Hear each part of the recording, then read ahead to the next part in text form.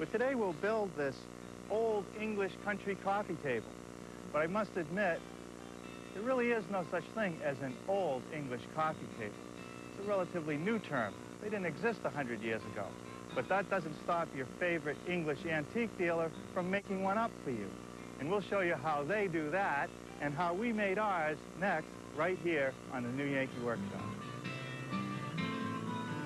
The New Yankee Workshop features the craftsmanship of Norm Abram.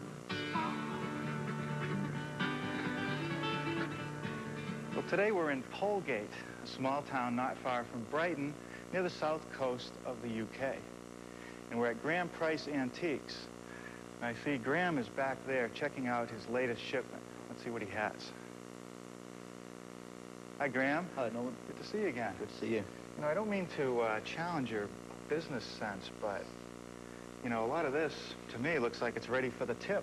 Well, that would be a silly thing to do, Norman. We've got several £1,000s worth of merchandise in the shipment here in this corner. Just in this corner, several thousand? Yeah, just this little bit. Wow. Well, you're the expert. So what do you do with a chair like this? Well, not too much. The secret is to try and retain its age and the colours, but to stabilise it so as it doesn't deteriorate any further. So you want to show the rust, and covering it with a fresh coat of enamel wouldn't be quite right. That wouldn't be the thing to do. Now, what's this? Well, this is an iron flower stand for pots with flowers, and we'll keep the paint on this, but again, stabilise it. That'll be nice in someone's conservatory. Yes, that's where it'll end up, I'm sure.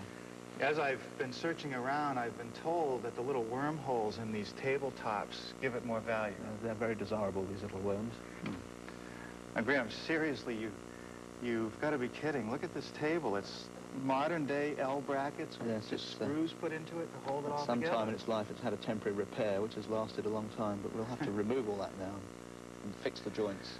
But for you, it's a valuable piece. It's a nice antique table. Yeah, well, it will need some work, I can say that. How about these clocks? Where do they come from? These are French again, long case clocks. We'll be stripping the cases back to the natural wood and then restoring the movements. You do all that on your location? All done here, yeah. Well, you've got plenty of tables in this shipment, which brings me to the point why I'm here. I'm looking for a nice coffee table. Okay, well, the first problem is, of course, there is no actual antique coffee table. We have to take an old table and reconfigure it to be a coffee table. Perhaps one like this, where we'd cut the legs down. But in this case, because we've got these interesting stretchers, we'd be lifting them up and remaking the mortise and tenon joint up higher. Well, I can see how you modify it, but, you know, this certainly isn't ready for anyone's living room. No, we've got a bit of polishing to do on that. Can you show me something that's done? I'll show you some through here. So do you get a lot of call for these coffee tables? We get more call for coffee tables probably than any other type of table. So I guess it's good that you got that shipment, because you can make quite a few there. Yep, this is the one just finished, just come out of the workshop. Oh. So this was from the same shipment, and yesterday looked the same as the one here. Is that right? Well, I can see how you cut the legs down. But the more I look at this furniture, the more I want to know about the finish, because that seems to be the secret. The secret to the finish is not to disturb the natural wear. We never put the sander on them. If we just clean off all the dirt and then build up layers of polish. So the day before yesterday, this table looked like this table. Very much like this one. You see the dirt here? Yeah. But basically the surface, the finish of the surface won't change very much, just the colour and the depth of the shine. Just get rid of the grime and wax it. Is this some of your wax? This is some of the wax we use. Can I give it a try? Yeah, please. I want to learn how to do this. So you rub it in. Oh, I can see right away that the wood starts to pick up its natural color again. Okay, so now I'm starting to get it. The secret is in this wax. What is this wax? Well, this is a traditional beeswax-based wax, but it's very good, but no different from one of a dozen others that might be used. You'll find that most restorers have their own preference for a wax, and there are many of the different ones that will do the job as well. And a lot of elbow grease, I suppose. A great deal of elbow grease as well, yeah. Well, once the piece reaches its final destination, how does the owner maintain it? Just an occasional wax, once, maybe twice a year, no more, and a light buffing will keep it in good shape. Well, this has been great. You've given me a lot of valuable information, and, you know, I think this table is just about the right size, so I guess I'll measure it up. Good, hope so. Perhaps you'd like to finish polishing that before you leave. Okay, I'll give it a try. Okay. Let's get together for a little romance. Be nice. Kiss me. Let's get together for a little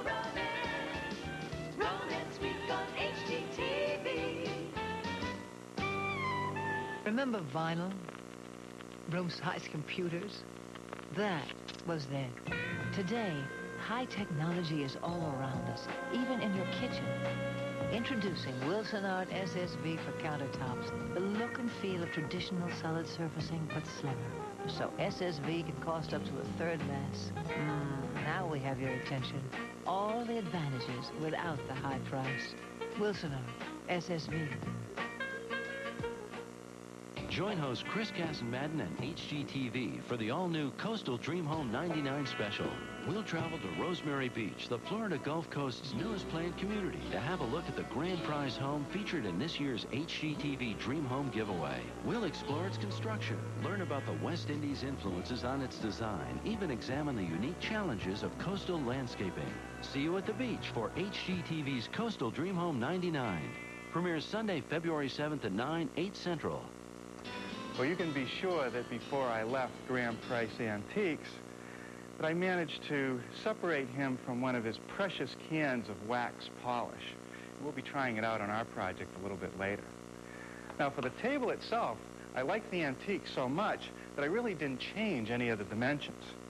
And the material of the antique appeared to be white oak, so I managed to go down to my hardwood outlet and pick up some of that. I've kept the tapered leg with the oak rail set flush.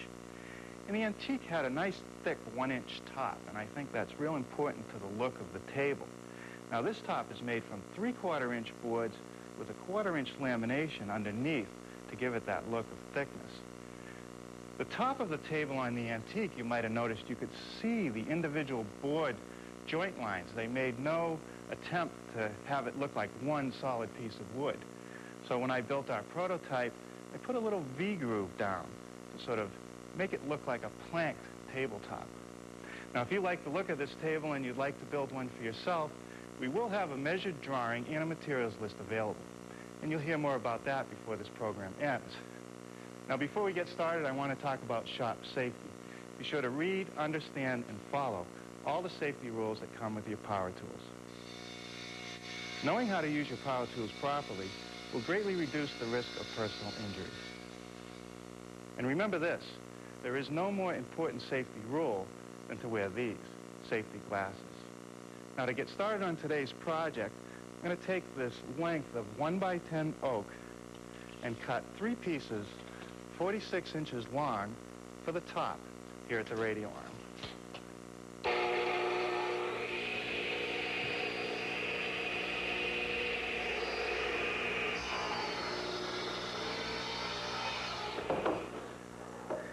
Okay, I'm going to flip this one over.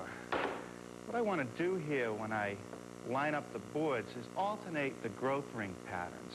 As you can see, on this board, it's cupping up like that. On this one, it's down, and on this one, it's up. And by alternating those growth rings, I'm less likely to get cupping over the entire width of the top. Now, these boards, the edges are just as they came from my hardwood outlet. And you can see this one fits pretty good. This one, however, has a little bow in the middle. You see, it doesn't make contact on the end.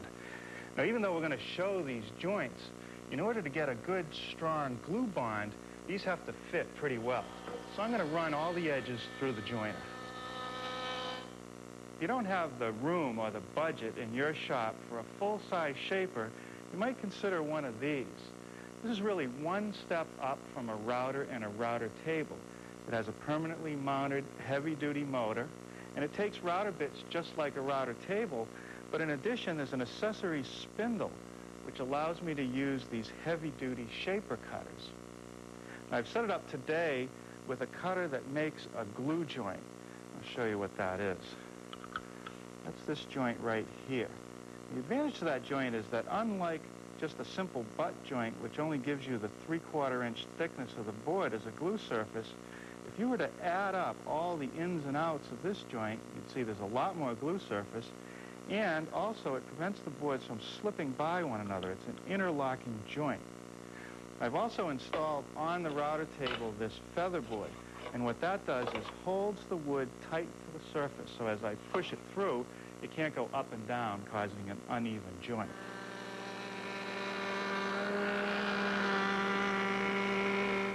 Now, we've taken a lot of time to make the glue joint on the edges of all these boards, so I want to make sure that I get a nice coat of this yellow carpenter's glue on all the surfaces. Okay, takes care of that for now. We'll set it aside to dry and start working on the tapered legs. Well, here are 4 blanks for the legs. Now, I wished I could have obtained solid stock for them, but none was available. So I simply laminated 2 pieces of wood together, and I end up with a blank that's about 2 1/4 inches square. The first step is to scrape off the glue that's squeezed out.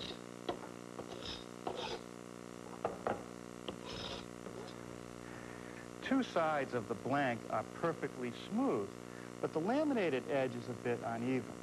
So what I want to do is put that smooth edge against the fence of my joiner, which has been set at 90 degrees to the table, and make a pass through.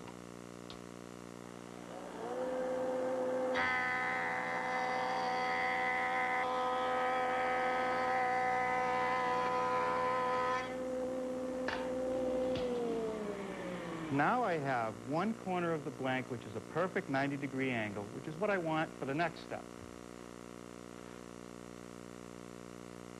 Using these 2 smooth surfaces as a guide, I'm going to remove material from this side and this side until I end up with a blank that's 2 1/4 inches square, using my surface planer.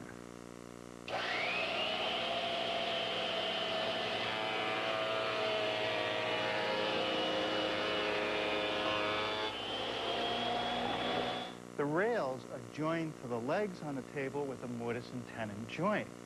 So I've set up my stationary mortiser over here on the bench. And I'm starting to like this tool more and more because it's dedicated to doing one job, which means I don't have to set up my drill press every time I want to make mortises. So with everything adjusted and properly set and the layout done on the blank, I'm ready to make 2 mortises in each leg.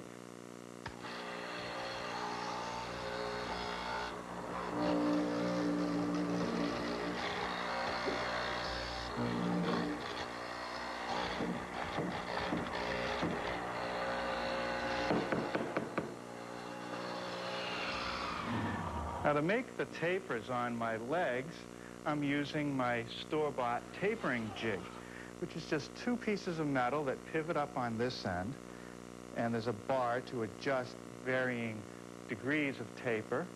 There's a little stop on the back end against which I rest the blank. And the idea is to keep the whole thing up against the rip fence as I guide it through. Now, I've set it up so that the taper really starts about 3 3/4 down from the top and just removes this wedge. I also want to keep in mind that the tapers are only on the sides with the mortises.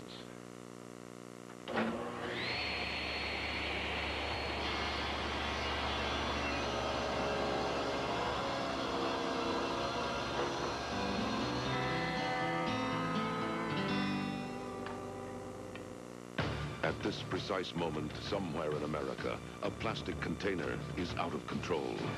The handle of a laundry basket is giving way, and a garbage can has just lost its battle with the bumper. To the owners of these pathetic plastic containers, Rubbermaid has just one thing to say. Na na na na na na na.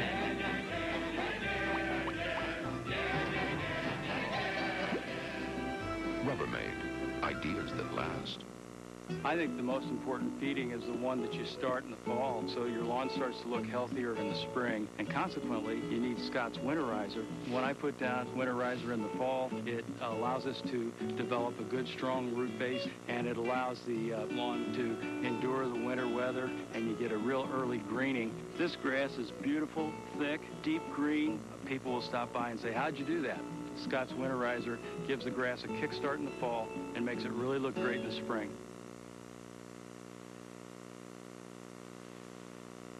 If you can do this, you can make wood beautiful with Minwax. And if you can do this, you can give wood lasting protection. Turning a house into a beautiful home is as easy as turning to Minwax. If you can do this, you can make wood beautiful with Minwax. And if you can do this, you can give wood lasting protection. Turning a house into a beautiful home is as easy as turning to Minwax. Brighten your home and simplify your life with Valley window coverings. Practical as well as beautiful, they provide complete light control and reassuring privacy. They require minimal care, so they'll look fresh and fashionable year after year. Valley's new collections include splendid new patterns, unique sculpted profiles, and dozens upon dozens of luscious colors. They're very easy to operate and guaranteed to last. Available at Lowe's and other fine home improvement centers nationwide. That's not my bathroom. Exquisite, but it's not me. Oh, cool. Contemporary. Ooh la la, European. Now this is my bathroom. So elegant, so neat. The bath collections of Universal Rundle. We're the look you're looking for. The look of colors, deep and unique, soft and soothing. Whatever the look you're looking for, you'll find it here. Here are the pieces for my rails. 2 long ones and 2 short ones, cut for the right length. And they're going to fit into the mortises with tenons on each end. To cut the tenons, I've installed this guide block on the table saw fence, and the distance from this side of the block to this side of the dado head cutter is 1 inch, the length of my tenon. I've carefully adjusted the height and run a sample piece through.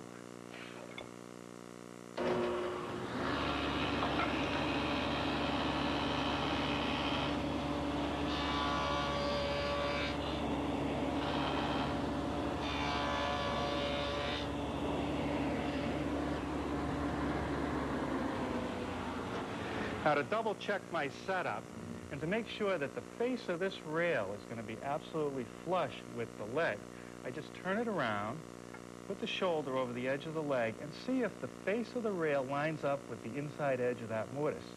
And it does, so we're all set. Now we'll just run both ends of all the other pieces.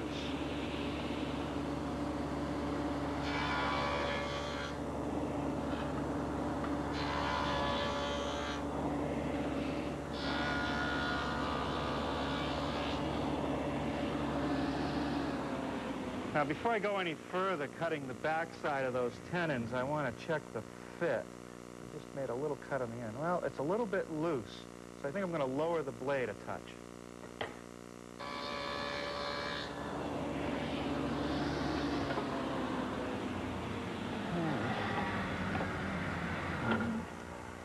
Yeah, that's what we want, a nice snug fit. Now, without changing any of the setup except the height of the dado head cutter, which I've raised, I can now cut the top and bottom edge of the tenons by running the piece through on edge. Now, along the top edge of the rails on the inside, there's a groove, and that's for these little oak blocks, which will actually secure the top to the frame. Now, to make that groove, all I've done is narrow the dado head down to 1/4 of an inch, adjusted the fence and the height, and I'm ready to run the pieces through.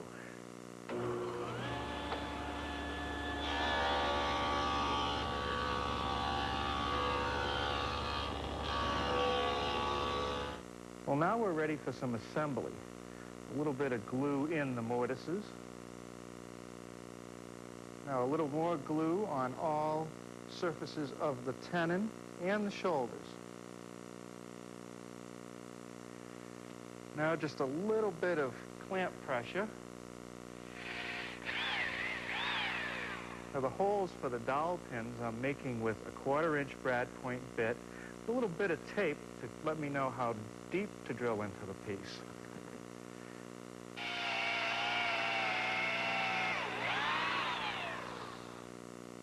Now a little bit of glue on the dowel pin and in the hole I just drilled. And we'll put 2 of those on each leg. Now the dowel pins are sufficient enough to hold the frame all together. But I'd feel a little bit better if I left these clamps on until the glue cures.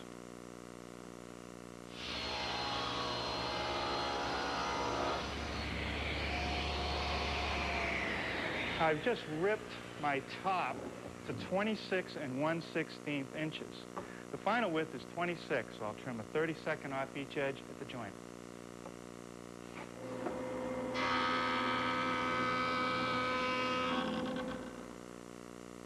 Now to trim the top for length, I'm just using a straight edge clamp, and I've set it square to the long edge, and I'm simply going to use a circular saw to trim it off.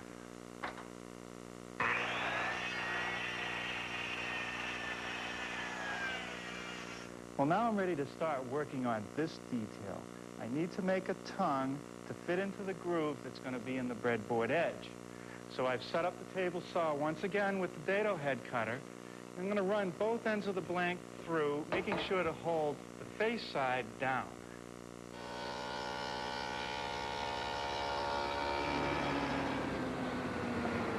Now that first pass for the top of the tongue is 3/8 of an inch deep.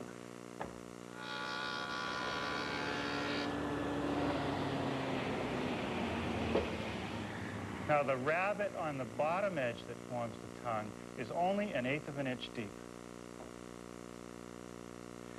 Next, the breadboard ends. I've already ripped them to the correct width, cut them to length, and they're actually made up of 2 pieces of laminated oak to be 1 inch thick.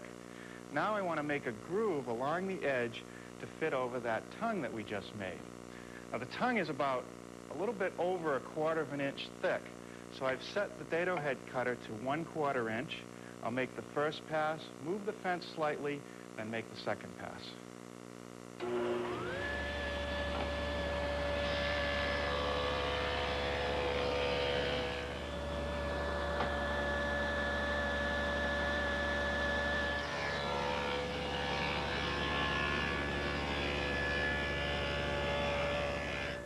Okay, let's see how this fits on there.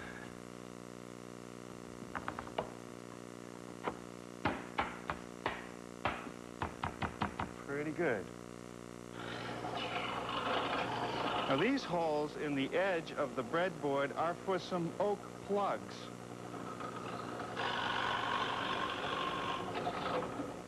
Next, I'm going to drill a hole all the way through, only at the center location because there's going to be a screw there. I'm using a 3/16 inch bit.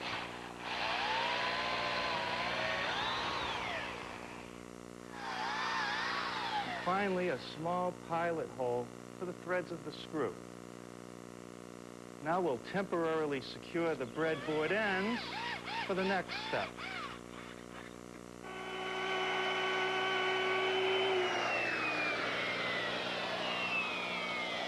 Now that's the V-groove between the breadboard edge and the top, and I made it using my router equipped with a V-groove bit and the guide fence.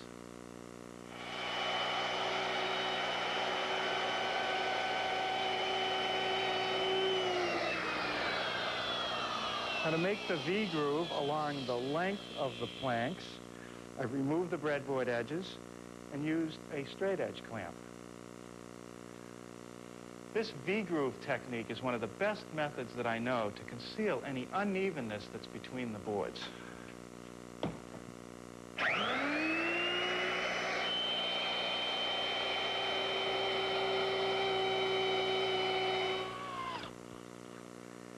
Breadboard edge is attached without using any glue, just the one screw in the middle, and that'll allow the field to expand and contract with changes in moisture. The holes that I drilled on the ends will be filled with plugs, for looks only. Well, now I can apply these little strips of oak along the edge, which will give me that look of the 1 inch thickness. And now you understand why I offset that tongue when I milled it.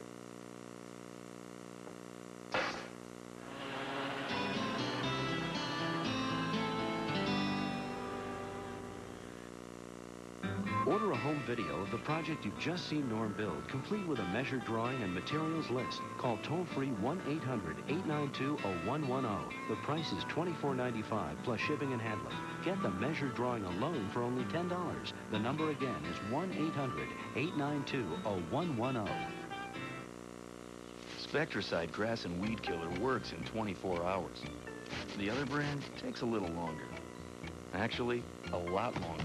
Spectracide works in hours, not days. That's why weeds can't hide from Spectracide. To you, it's your castle. To millions of termites, it's the all-you-can-eat buffet. But now there's new Terminate from Spectracide. Do-it-yourself termite protection for a fraction of the cost of professionals. Before it's too late, terminate. For the sore, red nose, Kleenex presents the Better Lotion Tissue. Cold Care with lotion. It's better than the other lotion tissue. Only Cold Care has the 3-layer system, plus a moisturizing lotion made with vitamin E and aloe. Tests prove Cold Care is more soothing than the other lotion tissue.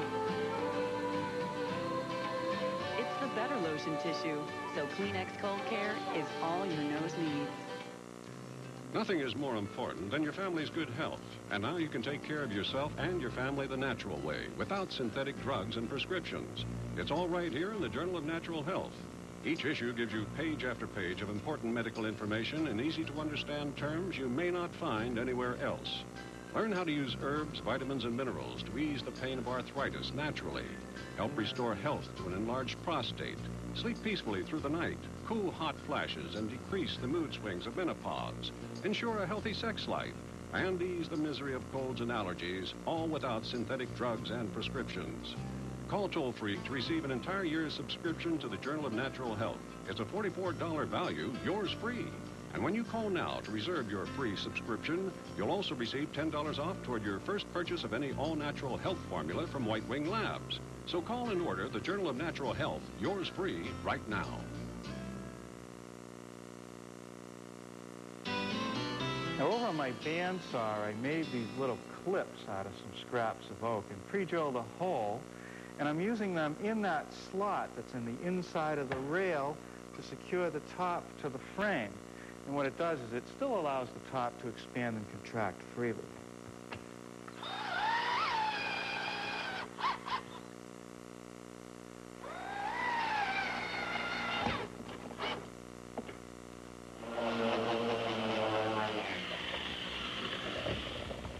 Well, a little bit of final sanding on the top.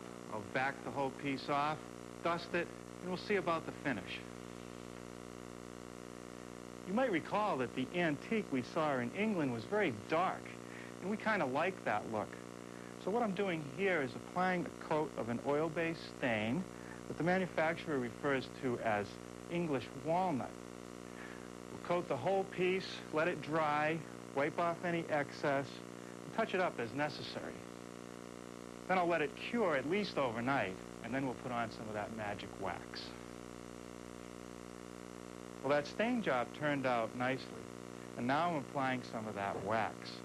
It's very dark in color because it contains a dark stain, and the manufacturer says that it has a high percentage of beeswax. As far as applying it, the instructions call for it to be applied with the grain, in a nice thin coat. Let it dry for 15 minutes and buff it out.